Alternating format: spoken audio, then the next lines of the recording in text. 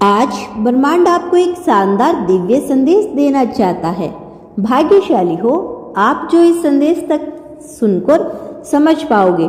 इसे अंत तक जरूर सुनिए। ब्रह्मांड आपसे कहना चाहता है कि कई बार आपको लगता है कि सब कुछ सामान्य है, जैसे हर दिन पिछले दिन की तरह ही गुजर रहा है, लेकिन इसी दोहराव के बीच कुछ ऐसा भी चल रहा होता है जो आपकी नजरों से छिपा रहता है।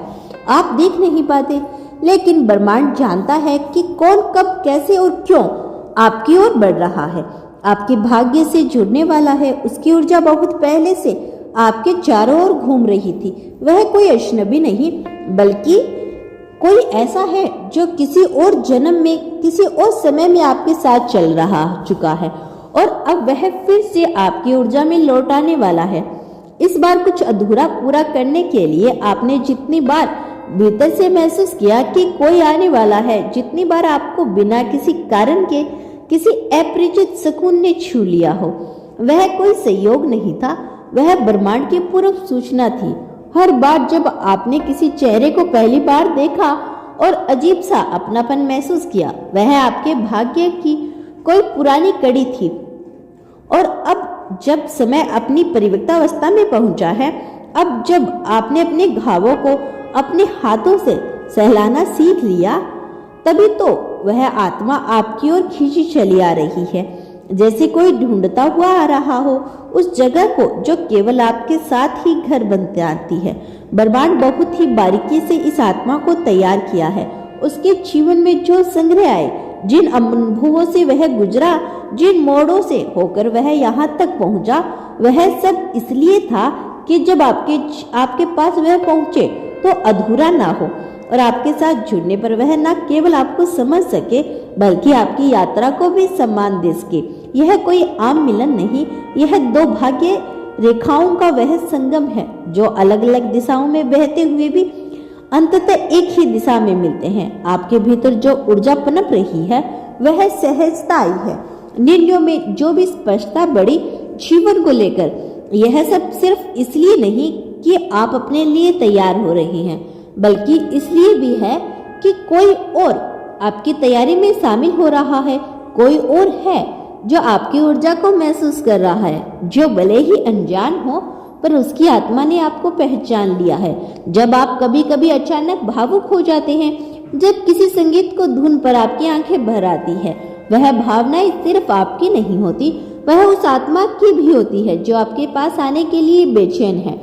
और यह बेचैनी पवित्र होती है, क्योंकि यह उन दो रूहों की पुकार होती है जो नियति से बंधी होती है। इस आत्मा की यात्रा आसान नहीं रही, ठीक वैसे ही जैसे आपको नहीं रही, लेकिन जिस तरह से आपने खुद को संभाला, अपने अंदर के टूटन को प्रेम से जोड़ा, वैसे ही उसने भी सीखा कि अधूरेपन में भी सुंदरता होती है। और अब जब तुम दोनों ऊर्जाएं धीरे धीरे एक जैसे लय में कंपन कर रही है, ब्रह्मांड को वो पल जल्द ही लेकर आ रहा है जहां मिलन संभव हो सके। यह कोई अचानक घटने वाली घटना नहीं होगी, बल्कि एक ऐसा अनुभव होगा जो बहुत शांत, बहुत संभावित लगेगा, जैसे कुछ पहले से तय था, अब समय पर प्रकट हो गया। ब्रह्मांड आपसे कहना चाहता है, आपको कोई संकेत नजर आ सकते हैं, कोई नाम बार बार देखना, कोई विशेष संख्या बार बार देखना, यहाँ किसी अजनबी से मिलकर एक अजनबी सा अपनापन महसूस होना। यह सब इत्तेफाक नहीं होते, यह सारे ब्रह्मांड के संकेत होते हैं, जिन्हें सिर्फ वही समझ पाते हैं जो भीतर से जागरूक हो चुके होते हैं। आप अभी उसी जागरूकता की स्थिति में हो जहाँ वह आत्मा आपको पहचान सके और आप उसे समझ सको। यह पहचान किसी बाहरी रूप से नहीं, बल्कि भीतर के स्कंद से होगी, जैसे किसी की उपस्थिति आपके भीतर कुछ शांत कर दे, कुछ भर दे। जो भी खालीपन था, आपने जब सोचा कि अब कोई नहीं आएगा, शायद अकेले ही चलना है, तब तो ब्रह्मांड ने आपकी सोच को गहराई से पढ़ा और आपको तैयार किया। अकेलापन का हर क्षण, हर पशन, हर आंसू, यह सब एक आह्वान थे उस आत्मा के लिए जो आपके पास आने वाली है।